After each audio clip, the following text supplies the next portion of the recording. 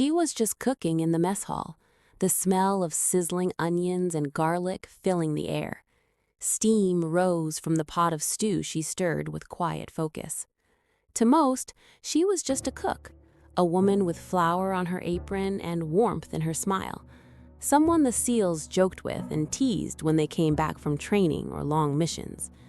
But that night, when the base went silent and the radio crackled with desperate words, everything would change. The video begins with a close-up shot, her hands slicing vegetables with steady precision. Then a distant thud, a pause. The hum of life on the base is suddenly interrupted. She looked up, brow furrowing. For a moment, the camera lingers on her face. Her eyes were sharp, scanning the shadows as though she could sense something coming. She had grown used to the rhythm of the base. Boots stomping, laughter echoing down the halls, the metallic clang of weapons being loaded. But the silence now was different. It was thick, unnatural. She set the knife down slowly, listening. And then she heard it. Gunfire, muffled shouts, the sudden roar of an engine.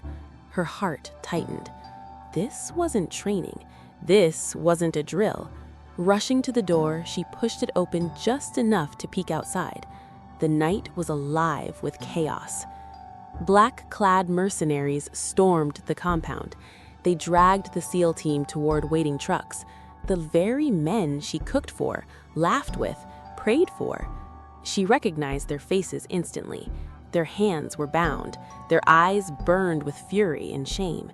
They had been ambushed. Her breath caught. They were being taken, the best of the best, captured before her eyes. For a split second, fear rooted her to the floor. She was just a cook, wasn't she? She wasn't trained for this, at least not here, not now. But deep inside her was something no one knew. Before the apron, before the kitchen, before she hid herself in the background of a warrior's world, she had worn a uniform of her own. She had trained, bled, survived things that still haunted her. She promised herself she would never fight again. But promises meant nothing now, not when her family, the only family she had left, was being dragged away. The camera cuts close to her eyes. Determination hardens as fear is swallowed whole. She grabbed the chef's knife from the counter, slid it into her belt, and moved. The compound was already crawling with mercenaries. Their rifles gleamed under the pale moonlight. She ducked into the shadows. Every step was calculated, every breath controlled. Memories of past missions flooded her mind. Her body remembered the training she tried to bury. She wasn't just a cook. She was something far more dangerous. Her hands trembled as she crouched near the perimeter fence. Through the mesh, she saw the SEALs being loaded into armored trucks. Their captors barked orders in a language she half understood. Smug, arrogant. They thought the battle was already theirs. She could see the shame on the SEALs' faces. Warriors, yet helpless in that moment. And she knew the truth. If they left that base, they might never come back. The trucks rumbled to life. She had seconds, maybe less. Without hesitation, she sprinted toward the side building. The armory was locked down. The door was guarded. 2 mercenaries stood there. One smoked lazily. The other tapped at his phone. She moved like a shadow. The knife flashed once. Silent, precise. The first guard dropped. The second barely turned before she slammed him into the wall. Her forearm pressed his windpipe. He crumpled. She caught his rifle before it hit the ground. Her chest heaved with controlled fury. She armed herself quickly. An M4 slung across her shoulder, a sidearm strapped to her hip, spare magazines shoved into her apron pockets. Her apron was still stained with sauce and flour, but now it looked like armor, a strange, haunting contrast. The trucks were pulling away. She ran. Her boots pounded against gravel. Her rifle stayed steady. She took cover behind a half-burned vehicle. She aimed. She squeezed the trigger. The rear tire of the lead truck exploded. Sparks flew as the vehicle skidded. It crashed into the dirt road.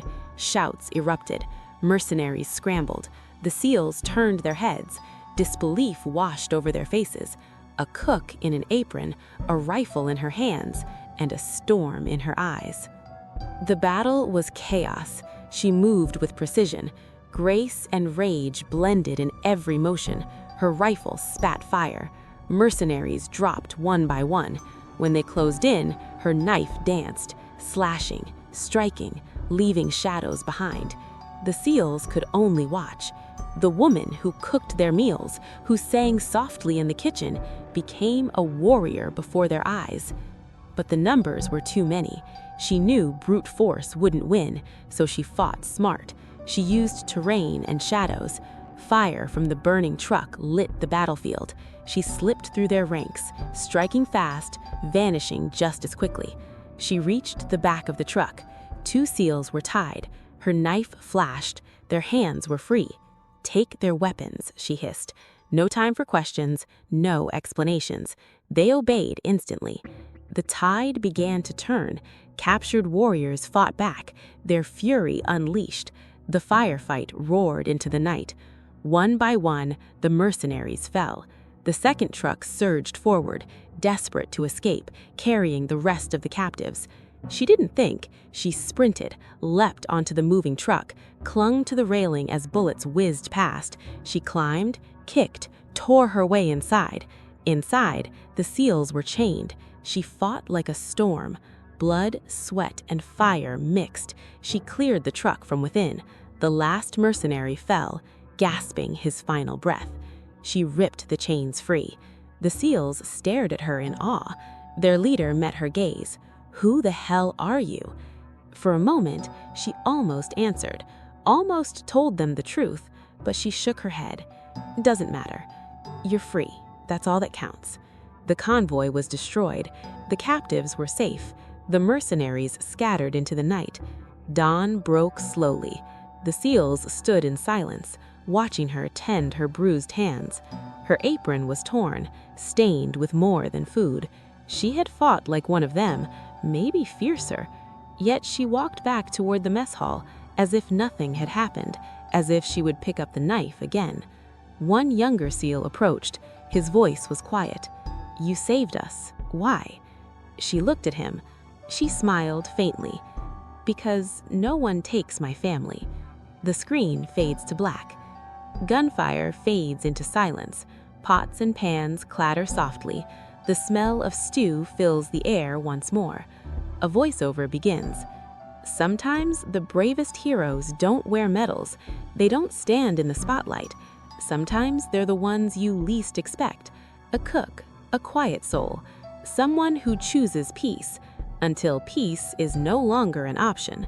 If this story moved you, don't forget to like, comment, and subscribe. Share it with someone who needs the reminder, because sometimes the quietest hands hold the loudest power.